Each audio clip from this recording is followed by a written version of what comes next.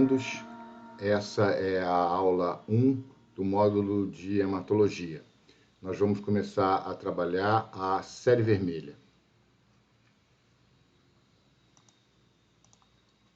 Então, como primeiro assunto, nós vamos abordar um pouco dos parâmetros eritrocitários, os parâmetros que compõem a avaliação da série vermelha do hemograma. Bem, inicialmente nós temos aqui os parâmetros tradicionais do hemograma da série vermelha, que seriam a contagem de hemácias, a dosagem de hemoglobina, a medida do hematócrito e a determinação, que é feita, calculada pelos equipamentos automatizados, do volume globular médio, da hemoglobina globular média e da concentração de hemoglobina globular média. A automação na hematologia evoluiu bastante e atualmente nós temos outros novos parâmetros do hemograma que são muito utilizados e são muito úteis para avaliação, acompanhamento das mais diversas doenças hematológicas ou não. Entre esses, a gente tem ali no número 2 um parâmetro que a gente chama de RDW. O RDW poderia ser definido como a homogeneidade, um índice da homogeneidade da população eritrocitária em relação ao seu tamanho. O que isso quer dizer? Se você tem um RDW normal, significa que a população é homogênea em relação ao tamanho. Não estamos falando de população de tamanho normal ou de tamanho alterado.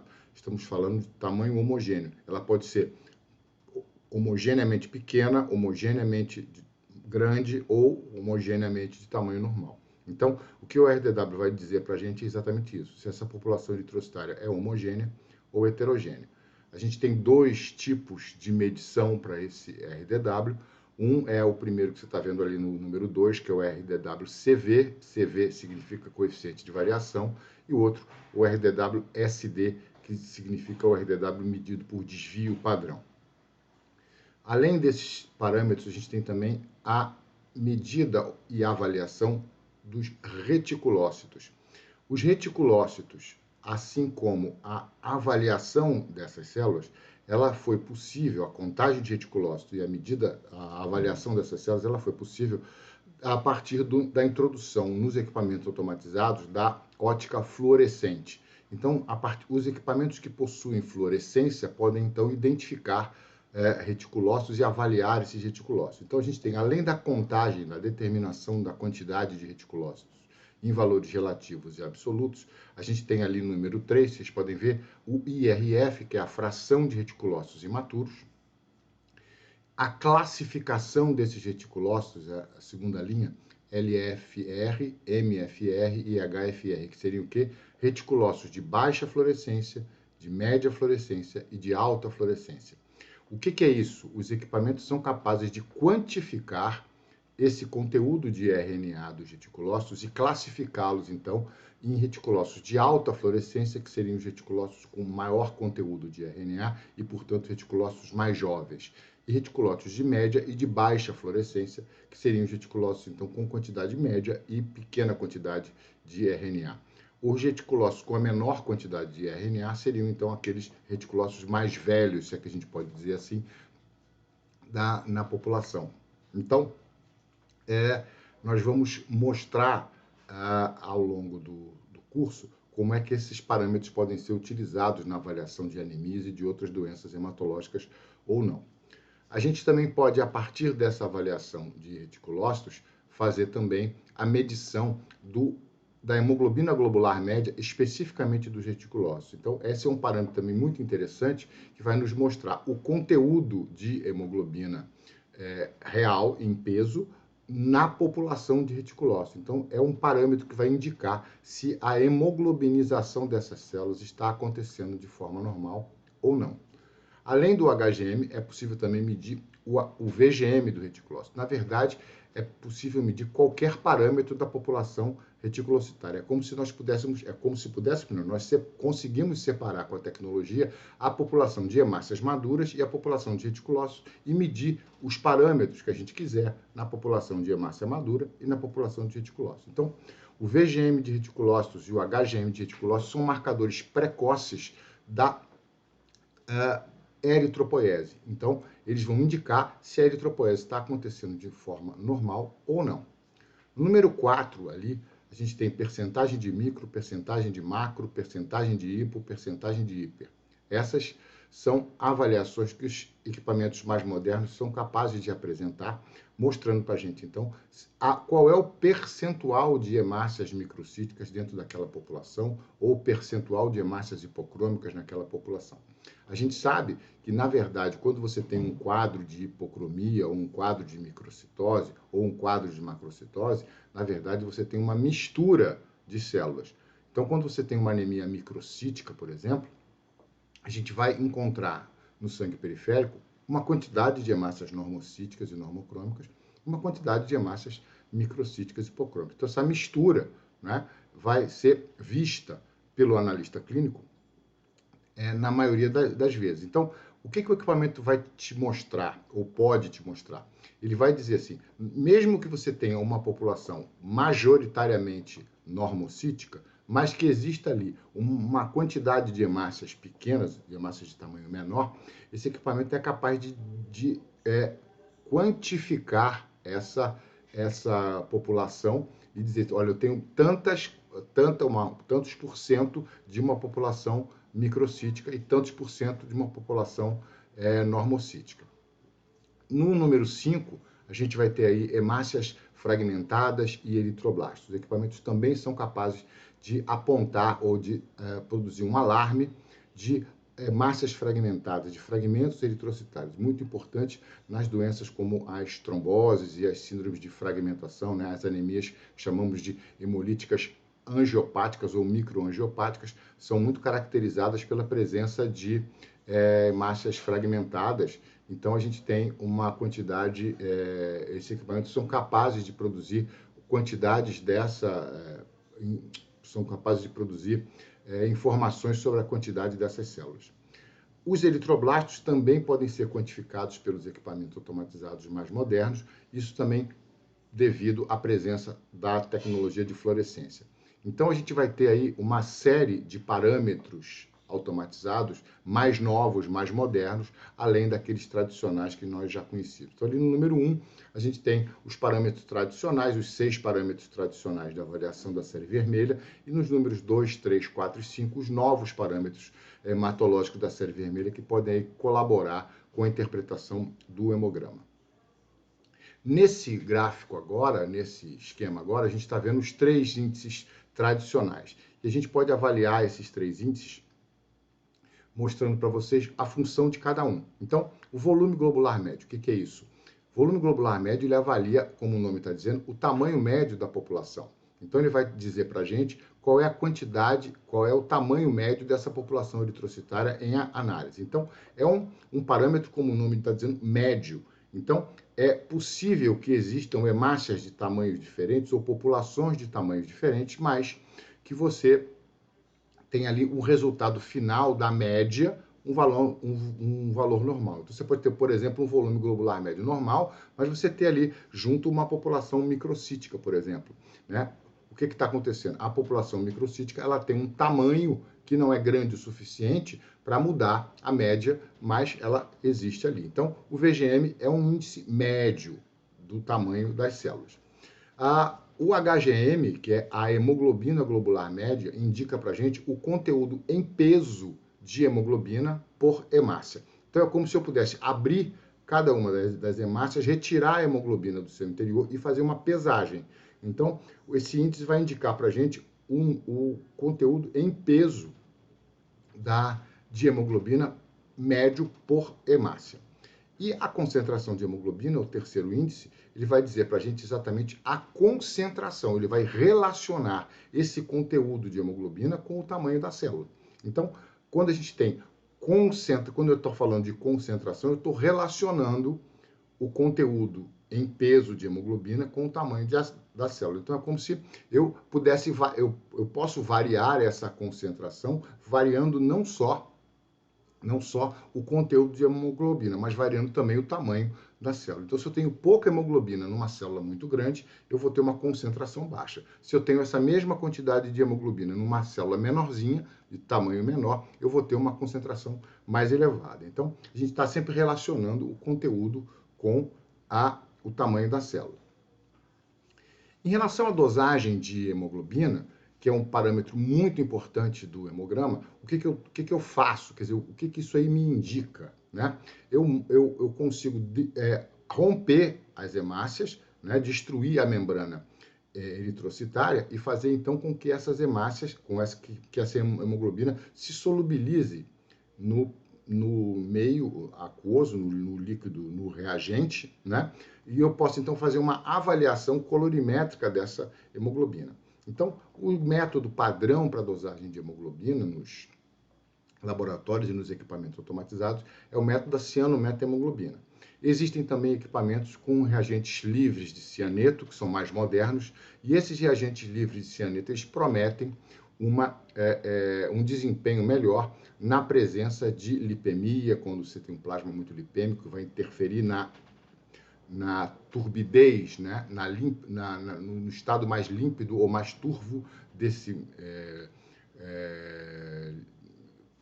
meio para dosar a hemoglobina, ou paciente que tem bilirrubina muito elevada, como por exemplo os neonatos, né, que a coloração amarela da bilirrubina pode interferir na leitura óptica, né, da hemoglobina. Então a gente tem aí algumas situações em que você tem a vantagem de ter desses equipamentos que tem a medida de hemoglobina por reagentes livres de cianeto. Mas, de forma geral, a hemoglobina faz exatamente isso. A dosagem de hemoglobina indica exatamente isso. O conteúdo total de hemoglobina nas hemácias. Então, a gente rompe as hemácias, solubiliza essa hemoglobina no meio aquoso, no meio do reagente, e você faz, então, uma avaliação colorimétrica da hemoglobina, uma avaliação quantitativa expressa em gramas por decilitro. Então, para que servem esses parâmetros automatizados? Né? A hemoglobina, o VGM, o HGM, CHGM, etc. Então, o que eles vão mostrar para a gente? O volume globular médio ele pode trazer para a gente uma classificação morfológica das alterações da série vermelha. Então, a gente pode classificar as anemias pelo volume globular médio. Então, a gente pode classificar em anemias que têm o volume globular médio normal, que seriam as anemias normocíticas. Anemias com volume globular médio diminuído, microcíticas, e volume aumentado, macrocíticas. O HGM ele vai determinar a hipocromia. Então, uma célula com pouco conteúdo de hemoglobina em peso é denominada uma célula hipocrômica, ou seja, essa célula apresenta um conteúdo de hemoglobina menor do que o normal. Já a concentração de hemoglobina globular média, ela é muito utilizada na determinação de esferócitos. Quem é o esferócito? É uma hemácia muito pequena que não perdeu o conteúdo de hemoglobina. Então, fazendo a relação, lembrando da relação da concentração do tamanho da hemácia com conteúdo de hemoglobina, seria uma hemácia com conteúdo de hemoglobina normal, só que numa embalagem bem menor, uma hemácia bem menorzinha, contendo o conteúdo normal de hemoglobina. Então, a concentração dessas células é muito elevada. Então, toda vez que a gente tem presença de esferócitos, a gente vai ter aí uma concentração de hemoglobina mais elevada. E o RDW, como a gente comentou anteriormente, ele indica a homogeneidade da população. Então, se você tem um RDW aumentado, você certamente tem aí uma diversidade de tamanhos de eritrócitos na população que você está analisando. Eritrócitos de tamanhos diferentes têm como reflexo um RDW aumentado, ou seja, existe anisocitose, alteração de tamanho das hemácias. Essas hemácias são avaliadas pelos equipamentos automatizados, também, além de outras metodologias, são avaliadas também por tamanho. Então, por exemplo, os equipamentos automatizados, eu vou indicar aqui na tela, os equipamentos automatizados vão separar partículas por tamanho. Então, o canal responsável pela contagem de plaquetas é o mesmo canal responsável pela contagem de eritrócitos ou de hemácias. Então, como essas células são separadas? Elas são separadas por essa linha aqui, pontilhada que eu estou indicando, né? Entre 25 e 30 femtolitros. Então, o que o equipamento faz? Ele vai considerar a plaqueta uma partícula menor do que 30 femtolitros e vai considerar hemácia uma partícula acima de 30 femtolitros. Então, quando a gente está avaliando uma população, analisando uma população de células numa amostra hematológica, a gente está avaliando leucócitos, plaquetas e hemácias. E a gente tem que saber que no canal destinado à contagem de hemácias existe também a contagem de plaquetas nesse mesmo canal e que essa separação é feita por tamanho. Isso baseado numa tecnologia chamada impedância elétrica. Então, quando você usa impedância elétrica, você está dividindo plaqueta e hemácia por tamanho.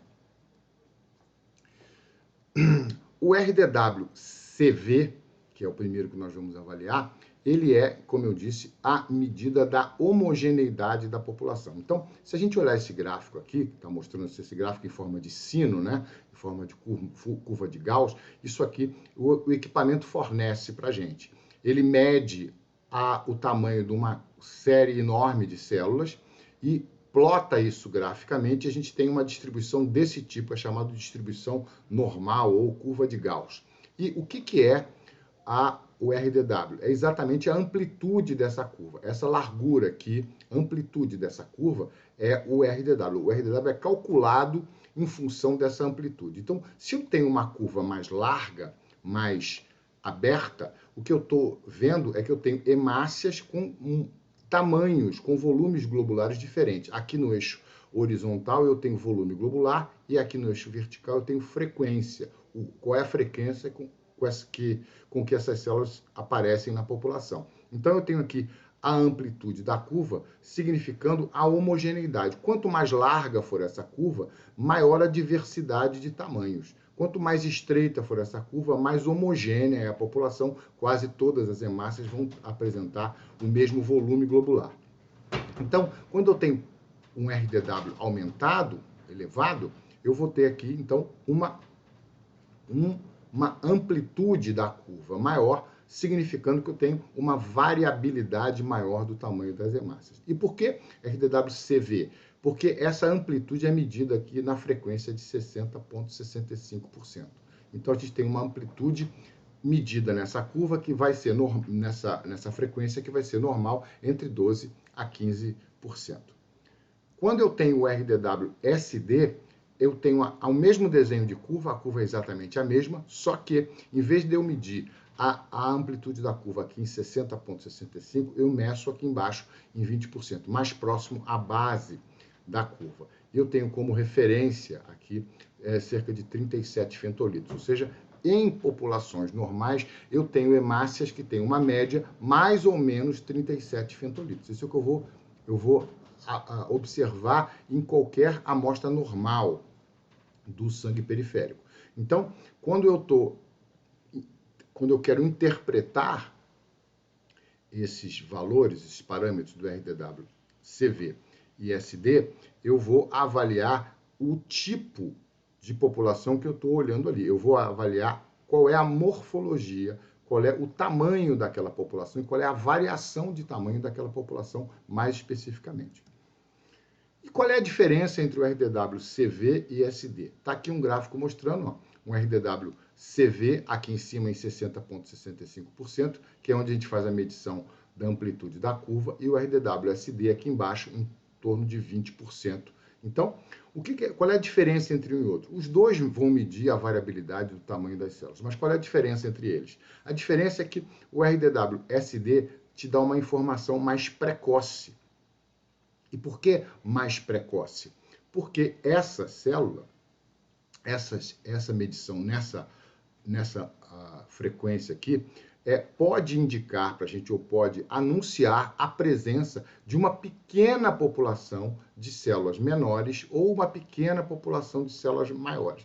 Imaginem vocês que esse seja um paciente normal e esse paciente comece com uma doença que produza células microcíticas, por exemplo. Então, você vai ter aqui uma pequena derivação na curva para o lado esquerdo aqui, né? Se a população é pequena, quantitativamente pequena, o que vai acontecer? Eu só vou ter um pouco de células aqui, um desvio pequeno nessa curva.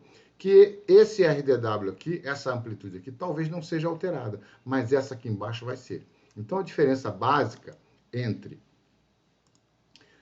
o RDW-CV e o RDW-SD é essa aqui. Uma pequena alteração na curva aqui embaixo, uma população quantitativamente menor, né, em pequeno número, ela já vai ser detectada pelo RDW-SD e ainda não detectada pelo RDW-CV.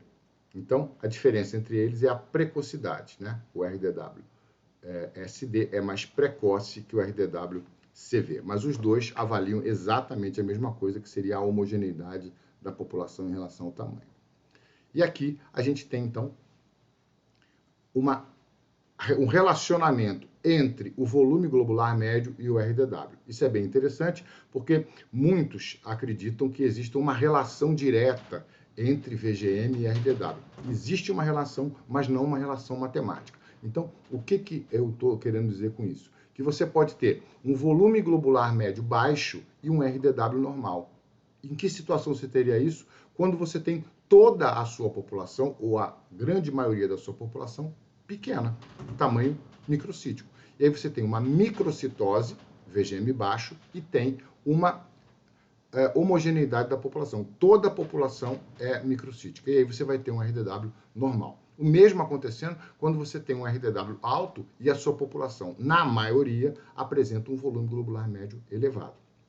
Nesses casos, você vai ter de novo um RDW aumentado, um RDW normal, com um volume globular médio aumentado. Então, o que eu quero mostrar com esse gráfico é que existe uma relação entre volume globular médio e RDW, mas essa não é uma relação direta em matemática. Então, eu posso ter um RDW normal com nenhum paciente microcítico. Isso significa que a maioria da população desse paciente é microcítica. Posso ter um RDW normal num paciente macrocítico.